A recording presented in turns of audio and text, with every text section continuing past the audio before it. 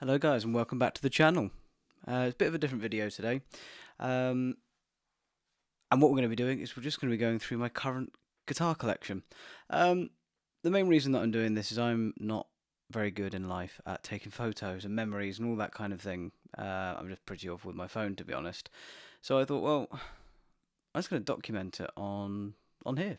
And then in 5, 10, 20, 30 years, if I make it that far, or if we make it that far, I can look back, because even thinking about this year, there have been quite a few changes to the guitar collection behind me.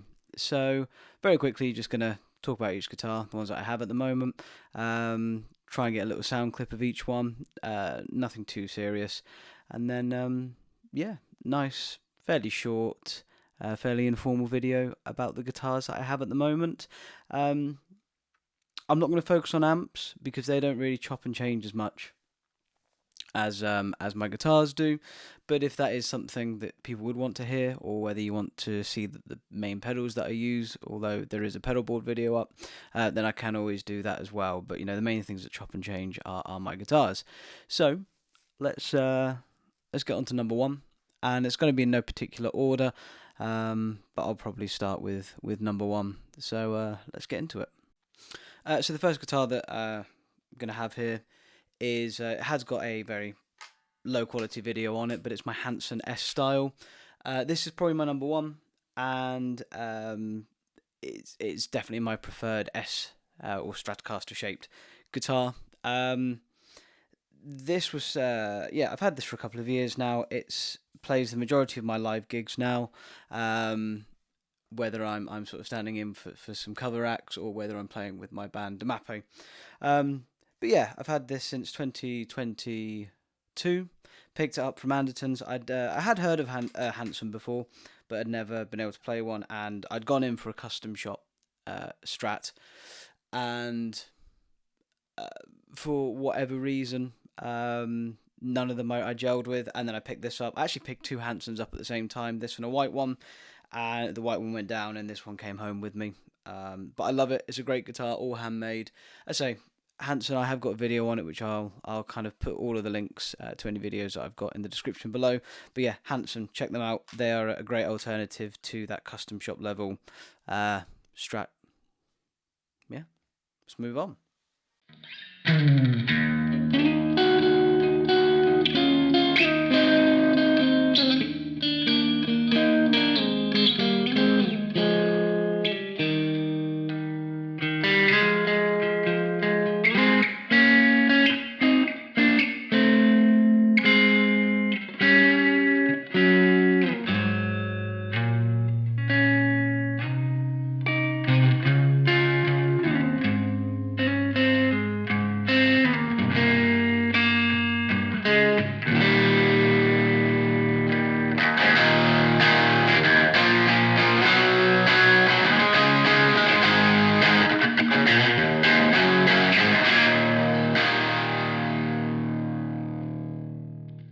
So to complete the story on the Strat journey, this was my main gigging guitar before the Hansen. This is I have got a video on this, or this is in one of my videos as a 94, I believe.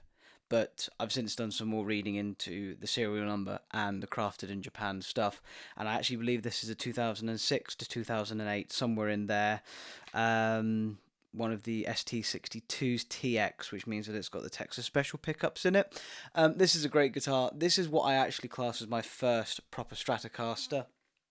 I'd had a Mexican one and a classic vibe before that, but this was the guitar that I kind of went, oh, I'm a Strat man now. Before that, I just kind of had one, but this was the guitar that really made me realise that I do love Stratocasters. It's a great guitar. It's now my main backup, or if I'm at a gig which requires me to have several guitars in different tunings, and the Hansen's number one, this will be in one of the other tunings that might only be used for 2 or 3 songs. If I'm playing in the cover stuff, your Mr. Brightsides, the stuff that might be in E flat rather than a standard or drop D, this will sit in E flat just for those kinds of tracks. Great guitar. Should play it more, and I don't. But yeah, this is the main backup. So this is with me at every gig on the side of the stage. let's move on.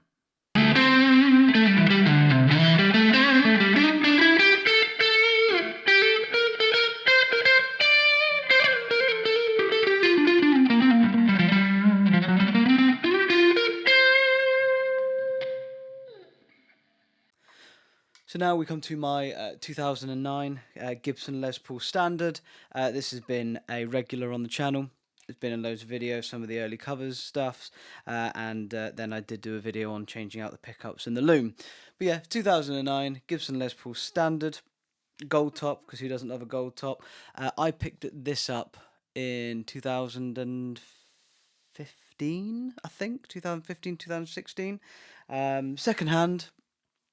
And this had a real this guitar kind of kept me going at the time. I was paying it off bit by bit on a weekly basis, and that was the reason for me to get out of bed without going into too deep of a story. But yeah, this is a great guitar. This has been up and down the country with me, mostly with my old band Little Red Kings, who as of 2024 are still going. So please go and check them out. Great guys, great band. Still see them regularly. But yeah, this was my main guitar. It was all stock up until very recently, when I've changed out the pickups for a pair of Sunbear 59 PAFs, and the loom was changed out for a Monty's Les Paul loom. Great upgrades in my opinion. It did make the guitar sound better, and every time that I'll go several years without getting this set up, because I just think, oh, it sounds amazing, and then I'll go and get it set up and I just remember how amazing of a guitar this is. So yeah, this is one that I will have with me for many years. I could sell all of the ones behind me, apart from maybe the Hansen. But this would be the last on the chopping block, and I would rather get another credit card out and max that out than sell this, because this is I'd find some ways to make money rather than sell this guitar. This is going with me to the end. But yeah, this is my 2009 Gibson Les Paul. I love it to bits. I'm looking forward to growing old with this guitar and seeing which of us wears better. I imagine it'll be this.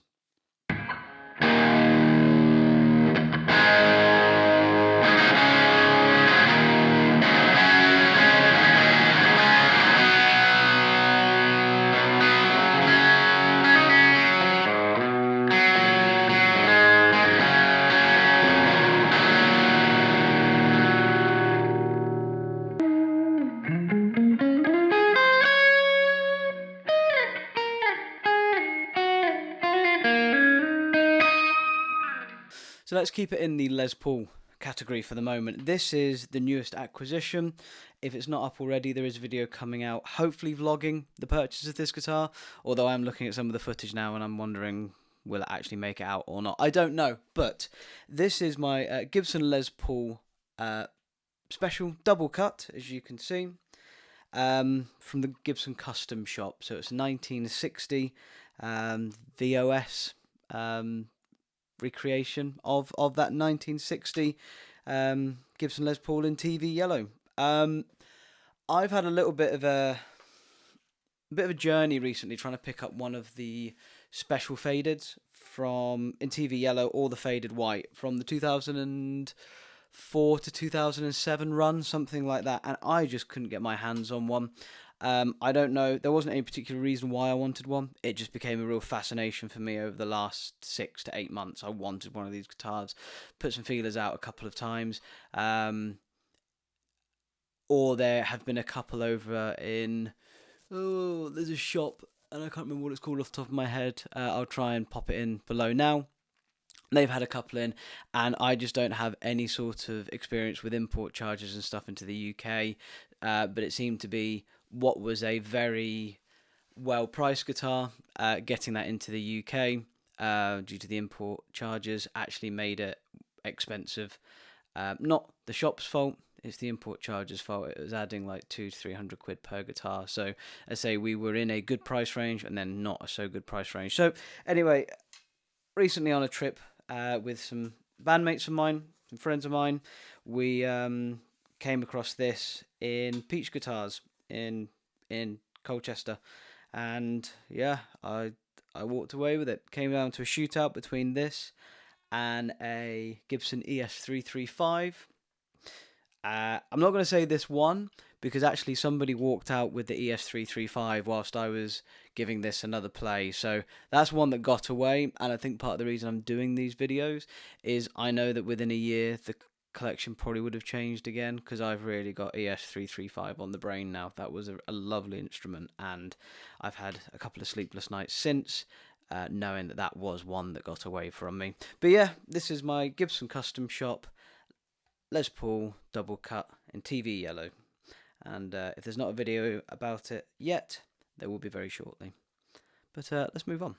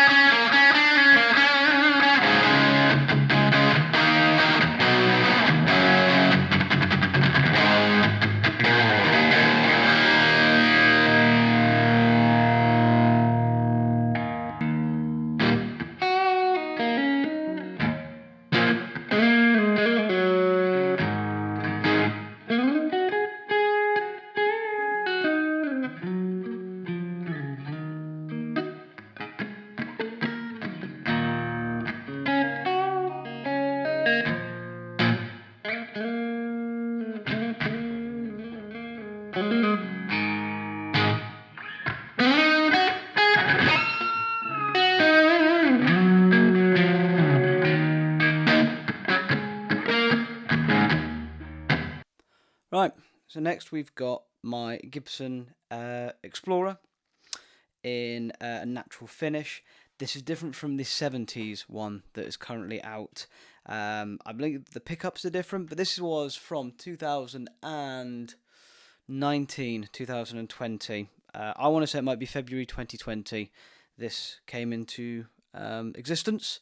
We all remember what happened in 2020, something that kept everybody home. Obviously that meant that I had some expendable cash, and these had kind of just been reissued. I had been after an Explorer as a bit of a guilty pleasure for years. For obvious reasons, they don't suit all types of music aesthetically, in my opinion, depending on the colour and the pickup choice and the neck profile and all those kinds of things. Is it just meant that I never really picked one up.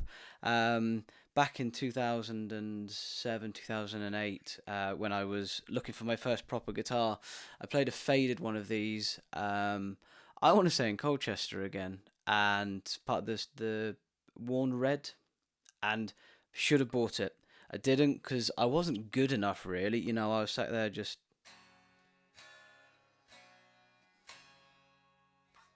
I'd like to say in tune, but it's probably about as in tune. I just played chords, so I ended up walking away with an Epiphone Sheraton 2. Great guitar. As you can see, it's no longer here, or you will see. So I kind of feel like that was an Explorer that got away from me. I didn't really understand what I was doing, and think actually if I had actually gone and bought that guitar, and at the time the price was like $599 or something. It was insane, really, to think about how prices have changed.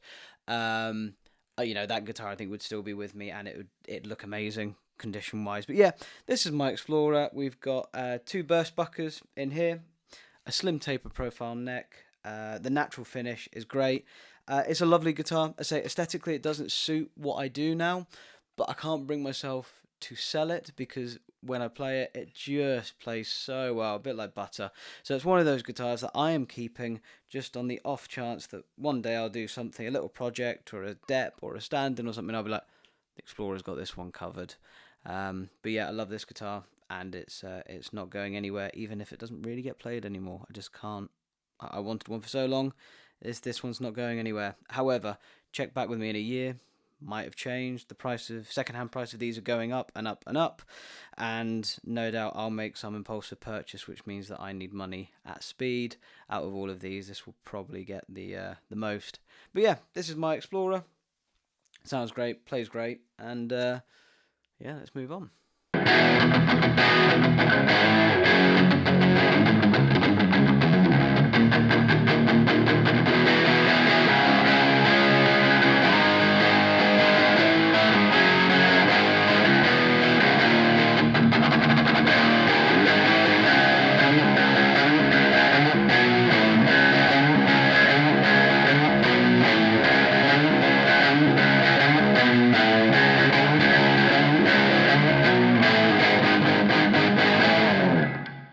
Alright, so I know that I said I've got a semi-hollow itch, and then the next guitar that I pull out is, or the second next, is a semi-hollow.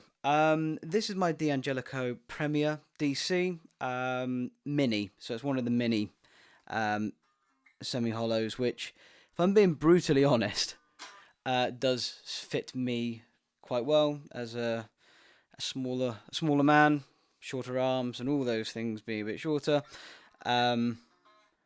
The ES339 mini body shape probably does suit me a little bit better. This one actually kind of set off the semi-hollow itch. So I picked this up on a bit of a sale deal thing for $399, something like that. I got a really good deal on it. And actually, the amount of guitar that I've got for that price is insane. It's a really lovely guitar.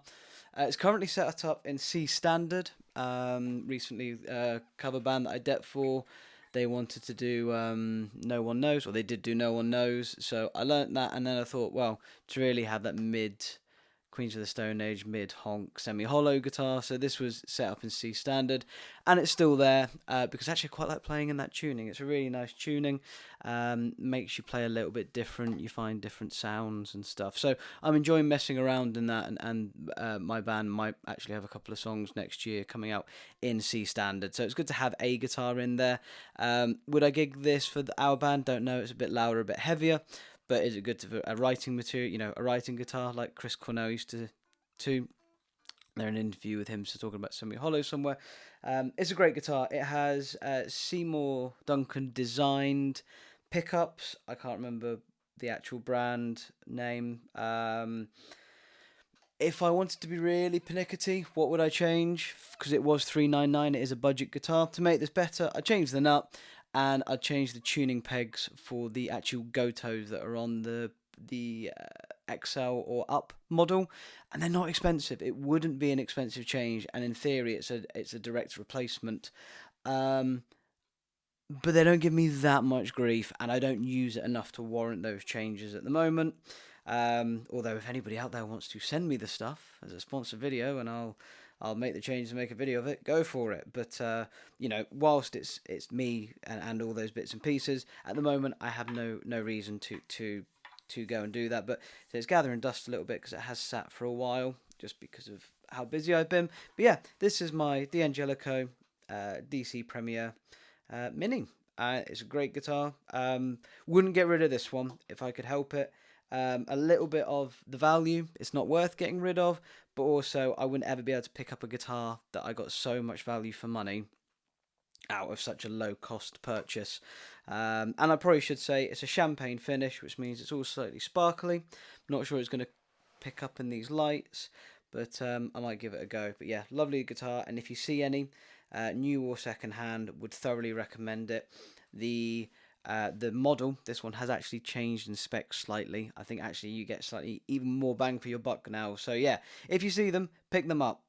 Great guitars.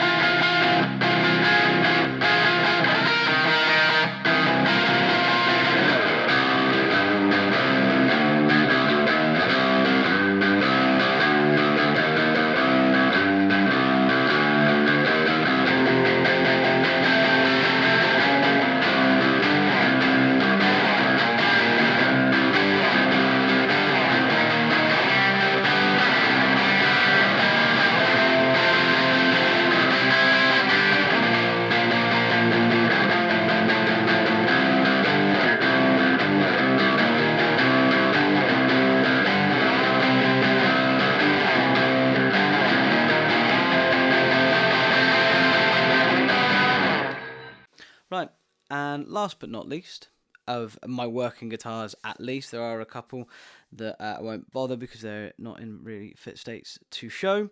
I've got my only acoustic. It's my Gibson J45 acoustic.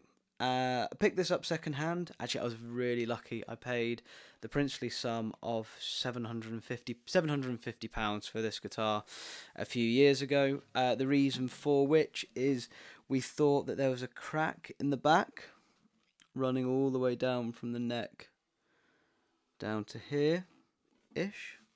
If I can see it in the light. Yeah, we thought there was a crack going all the way down in the body itself. It turned out, fortunately for me, to just be in the lacquer. But I'd already, I paid the price that I paid, and that was it. So I'm very lucky to have a mostly fully functioning.